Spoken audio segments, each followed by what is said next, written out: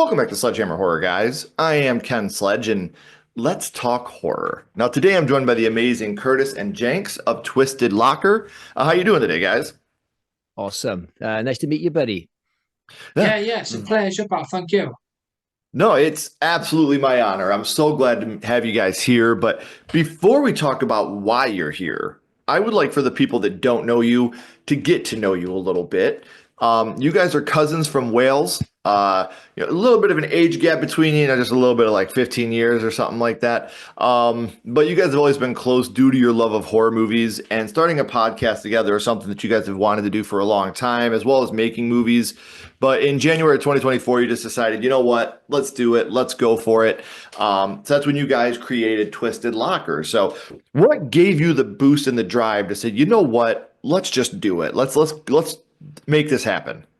Do you Yeah, know well, what, pal? it used to be a time when Curtis used to look up to me because I was 15 years older than he is. And now, not so much. But we both love horror, and we sort of procrastinating a long time about doing a channel, and we did a few practice runs, Kurt, on our phone just to see if we had any banter. We were a bit drunk, so we probably weren't as good as we thought. But then we thought, you know what, let's just do it. I just give it a crack. Mm-hmm. Yeah, that's what I was going to say. It was something that we were talking about for a while, doing something in this sort of realm.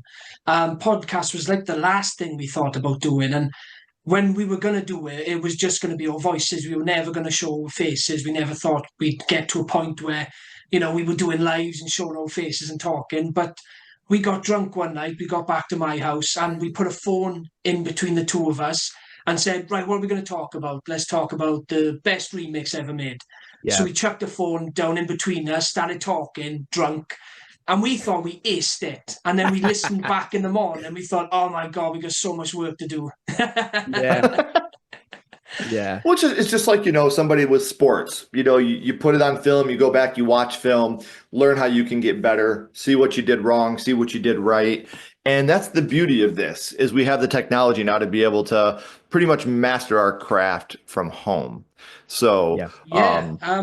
The weirdest thing about it is that the weirdest thing about doing a podcast is that loving movies isn't enough to make you a good podcaster. Now, before I started, I thought I can do this because I love horror movies. Now, filming our first 10, 20 videos, I realized very quickly that it doesn't work that way. You need to have something in you to be able to do it, and you need to do that prep. You need to make sure you're ready to do the video. Whereas beforehand, it was like, well, I love Evil Dead. I can just talk about it. It's not the same when you've got a camera in your face. Yeah. right. And we made a mistake as well. So I thought, let's make 20 videos to get ahead of it. And so we got lots of material, but we weren't learning then. We were just doing it in one big batch. And when we put our first video out, we realized, yeah, it's not that good, but we've got 20 videos now we've already made. Yeah, not It a good is fun strategy. sometimes to go back and watch those first videos and, Yeah. It is. learn from those and even see your growth. Like I go back and watch my first horror movie I did, and I'm like, oh, for fuck's sake. Um, Yes. and then you watch it now and you see what you're doing now and, the leaps and bounds that you've made. And the best thing about Twisted Locker, guys, is I have all of their social media links and podcast links right in the description. So please Brilliant. make sure you're following on social media. Make sure you're subscribing where you listen to your podcast or watch your podcast for that point, and become a part of that family as well. So in order for you guys to be horror podcasters, horror had to start for you somewhere. So now I would like to go back to the past and talk about what got you started in the horror genre, your first horror movie. And I'll start with you first this time, Jenks. Your first horror movie was? You're starting with me because I'm the oldest, probably. Way back, 46 years. No. It's strange because you never know you're going to love horror until you discover horror. You're not just born and go, oh, this kid is going to love horror. I'm going to make him love horror. It doesn't work like that. I think I watched a few Draculas, some Hammer horror when I was young. But what it was for me was Evil Dead 2. Something clicked in that moment. So Curtis and I have an uncle kind of like a naughty uncle. I don't mean that kind of naughty uncle. Ones that will show you, ones that will show you horror films when your mother said no. That kind of Hmm. naughty. So cool Uh, uncle is what I'm hearing. yeah, Yeah. and yeah, and he put Evil Dead 2 on for me. I think it must have just come out on VHS because it had the big box when it first came on to rental. So maybe I was 9, so pretty young. And it just blew me away. And what was great about Evil Dead 2 for me was that I was scared. I was very scared watching it. I didn't see the humor when you're young. You just think it's a horror film because it's not like slapstick in a sense like Army of Darkness is clearly comedy. Evil Dead's a bit more subtle. And I remember being very scared watching it. And I remember thinking, because he's alone in the cabin for the most of the film, I remember thinking, oh my God, just remember there's cameramen everywhere. It's full of cameramen. Now, turns out there's probably only about 3 people on the crew because it's such a low budget. But the scene for me that really clicked, I mean, the whole film was my main sort of crux, but it was the moment where they throw Ash down the cellar, lock him in, when you got Annie and Baba Joe, and what's his name? The hillbilly, Kurt. What's the hillbilly called? Jake. Jake. Jake. They throw him down the basement and they lock him in, and then they read the tape recorder. The tape recorder comes on, and Henrietta bursts out of the floorboards. Something awoke in me that moment when she bursts out and screams, and I was scared. But I was a combination of thinking, "Oh my God, this is the best film I've ever seen. It's the best zombie makeup I've ever seen." I didn't know it was a dude in a costume. I always thought it was an old granny. Oh, Ted Raimi, baby. Ted Raimi.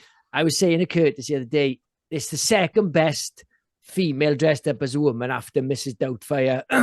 Class, you know. Male dressed up as a woman. Male dressed up as a woman, and yeah, and that moment when she just walking towards him and she's toying with him, and you really do see how evil these deadites are. They're not just like mindless zombies or possessed. They are cruel, and she's taking great pleasure, taking her time. And when he's screaming, trying to get me out of that cellar, all that scene just spun something in my head, and horror was kind of baked in from that point for me. Yeah, definitely that moment. That's awesome. And again, a huge moment in the film. This is where it Yeah, really, it's not just him in the cabin anymore. Now he's got people in there with him, and now it's not his hand running around. There's something in there with you now, yeah, and it's right in front of you. So, yeah. what about you, Curtis? Where did what was your first horror movie? Yeah, so it's a tough one to exactly pin down. Evil Dead 2 was a very early one, but my earliest memory of horror, I think the one I watched that just blew me away. Similar experience to what you had with Evil Dead, and it's Lamberto Bava's Demons from 1985. A film I have watched on repeat since the age of around 9. I think I must have been about 8 or 9 watching it. And it's those early memories of horror. My father was really into horror, and he had those big cabinets full of, an ex-rental horror VHS tapes, and I was obsessed with them. So before my love for horror started, it was movie posters. My father had a lot of horror movie posters in his attic that I would just stare at, Trick or Treat, all the classics. And then I would stare at the VHS boxes. And then one day decided to watch them. It was Demons. And there is so many moments in that movie etched into my memory. You've got Michelle Soavi with a half metal face, the Metropole Cinema. But the scene that really took me was the first transformation scene after she's been attacked and she crawls onto the stage of the theatre. And it is one of the most excruciating scenes in horror history, close to American Werewolf in London, when you've got the nails coming through and the teeth and the slow, Yeah. horrible, agonizing transformation. They do not shy away from anything. They're confident in what they're doing. They don't need to give us crazy camera tricks to change the angle to make it look like it's happening. No, everything's done in front of your face. And I knew from that moment that this was absolutely the genre that I would go on to spend my whole life dedicated to. And about 25 years later, pal, I get the Demon's Mask tattoo. Yes. Still going. Brilliant. I still love the movie. And I am meeting Lamberto Bava in 5 days. So my life is complete. But yeah, I truly believe that my love for horror started with that movie. But I was terrified watching it. I was absolutely petrified. And still to this day, it's not a nice movie. It's grim, it's grotty, it's dark, and it's got that great bad English dub, like most Italians. But Yeah. yeah, I've got a really big love for Dario Argento, Italian horror, Lucio Fulci, all those guys. So yeah, it all started with Demons, pal. That's what I would have to pin it to. That's awesome. And it's incredible how these movies have such a big impact on us.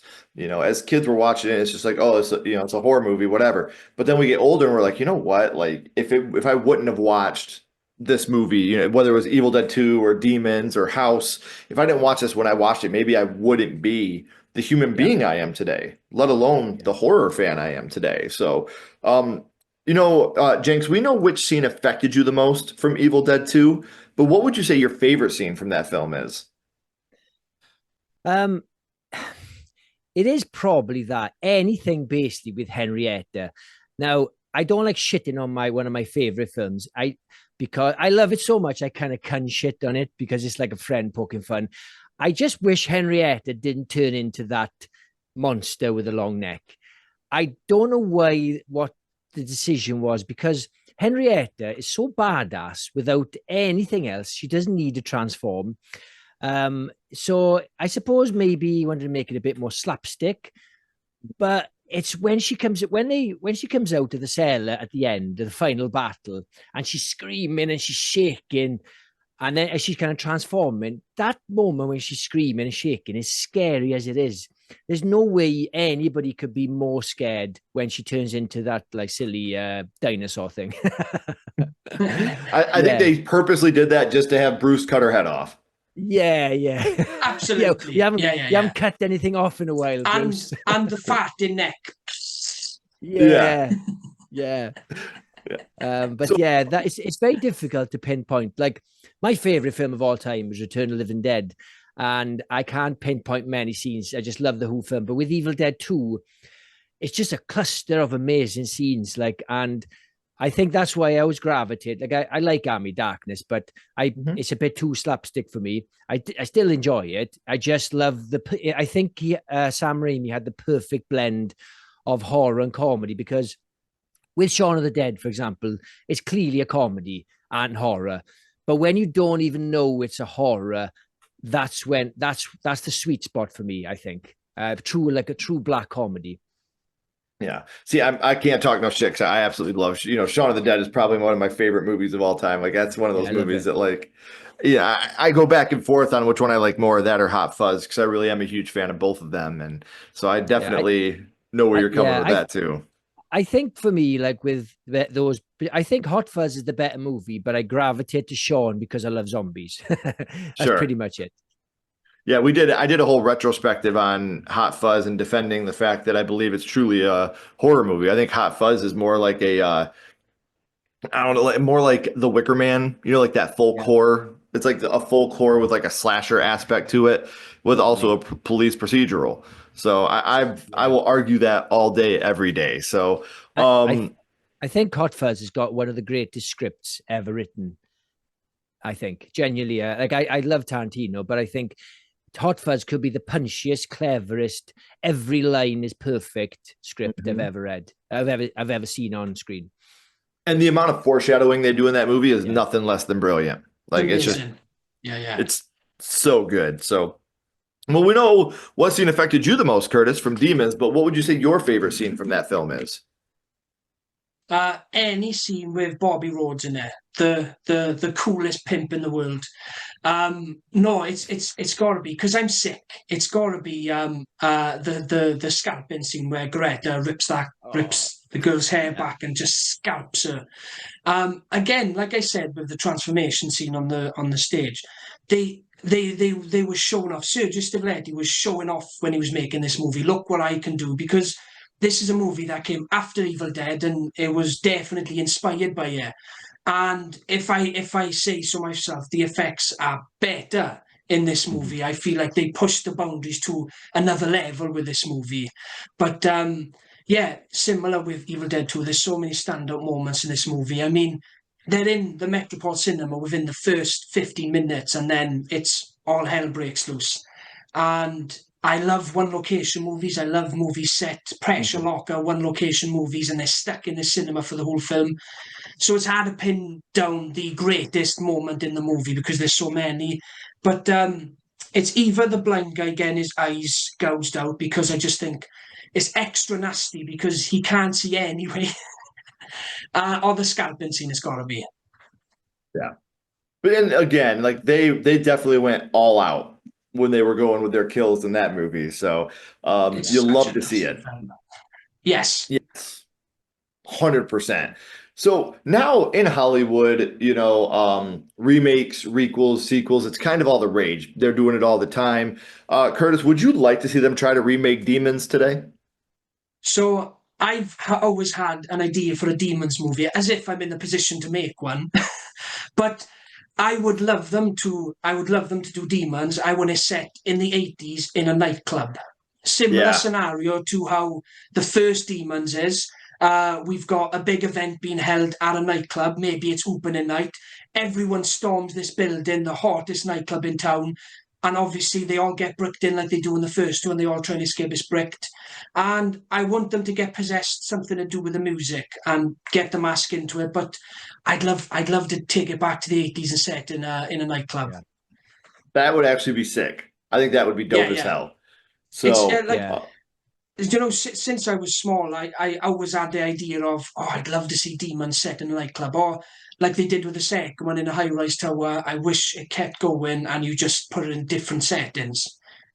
Different you've scenarios. got to have the bad dub as well, though, Kurt. It's not the same otherwise. No, you've got to. Yeah. You can't make this classy.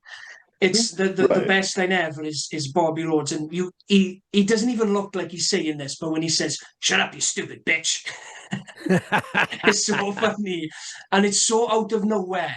I feel like if you translate it to Italian, he doesn't say that.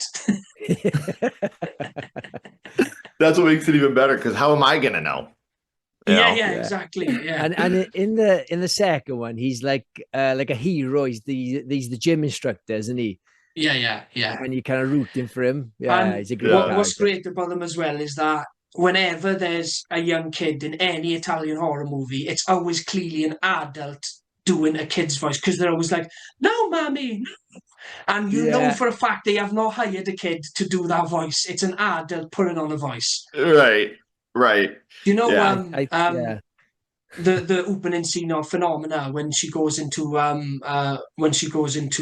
Daria Nicolodi's house, and she goes, "Please help me, I'm a tourist." The lines don't make any sense, but you love them. Like, who would say that? Right. I noticed Luckily, you're a tourist, because if you lived here, I wouldn't help you at all. I noticed something similar in Squid Game. The first series I watched it in dubbed, and it's clearly a 3 cast of dubbed actors. And even when you had the old man, it was clearly a young guy going, "When I was young," and I was like, "Oh, come on, you could have got an old guy." Right, come on, man. So, we talked about a remake of Demons. Obviously, Evil Dead's had that treatment, Jenks. But since we are talking about a franchise now, Evil Dead is 5 films. Which would you say is your favorite of the Evil Dead franchise? All right. Look, I'd never forgive myself if I didn't say Evil Dead 2, but I really love the remake, and I really love Rise. Gun to my head, out of Evil Dead, the remake, and Rise, probably the remake. But the kid in me, I'd have to say Evil Dead 2. What it is, I think I've burned out Evil Dead 2 in my mind. Yes. And I'm loving these new sort of movies, and I'm kind of seduced. So when the dust settles on these newer ones, I think then I'll be able to assess it. But gun to my head, Evil Dead 2, close second, Evil Dead 2013. It is probably one of the best remakes ever. And I would say I'm pretty precious on Evil Dead. So it's not like I just want to see any old Evil Dead. They nailed it. And like I said, I haven't got a problem with silly Ash, like in Ash versus the Evil Dead. There's nothing Yep. wrong with it, but it's a separate thing. And I love the fact they've gone back to brutal. I think, for example, like Rise was amazing. Honestly, Mhm. it's so good. It's a great Incredible franchise. But film, Evil yeah. Dead 2, gun to my head. Yeah. And I love the whole Evil Dead. It's funny because my least favorite Evil Dead movie is the first one. Yeah, same That is my here. least favorite. And I Yes, still love it. we've both said the same. Yeah, yeah. Yeah. Yeah, I love it, but I just think the other movies are that much better. For me, I agree with you. 2 and 2013 are kind of neck and neck. Then Army of Darkness and Rise are kind of neck and neck. I mean, depending on the day. But all four of the, like I said, that's easily in my top three franchises. My top three franchises, not in order, would always probably be Child's Play, Scream, Evil Dead. Like those are the three, Yeah.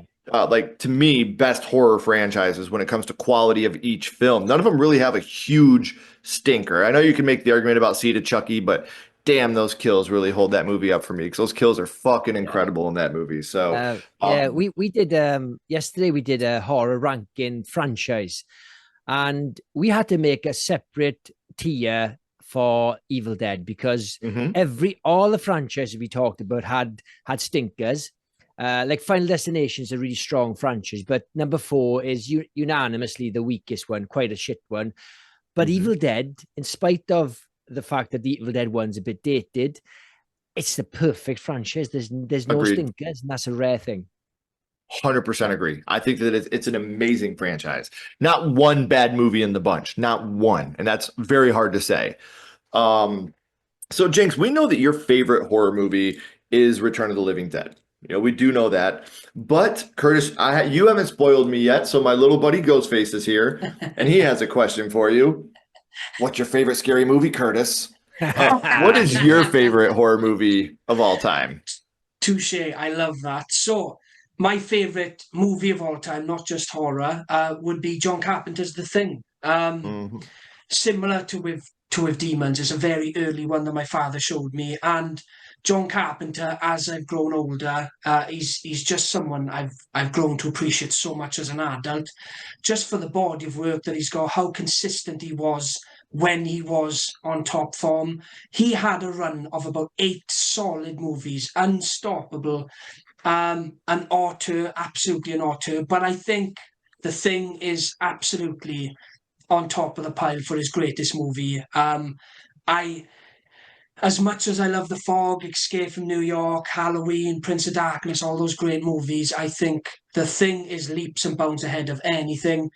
And every time I watch that movie, and it's one of those movies that I'd never say I go back to a crazy amount because it's a slow burn, it's a dark, moody movie. It hasn't got a happy ending. It's not one you can just chuck on and watch whenever. But when I am feeling that movie and I watch it, oh my God, it hits every single time. And sometimes I give it a 2 year break. Um, if anything, a year break. Evil Dead, any of those movies I watch monthly. But The Thing, I let it stew for a couple of years and then I watch it again. But I really believe it's one of the most perfect movies ever made. One of Kurt Russell's best performances, McGreedy. It's got the best cast assemble, and yeah, it started my love for that one location settings of horror movies. And Yep. Jenks, I always bang on about one Yeah, location movies, and I love it.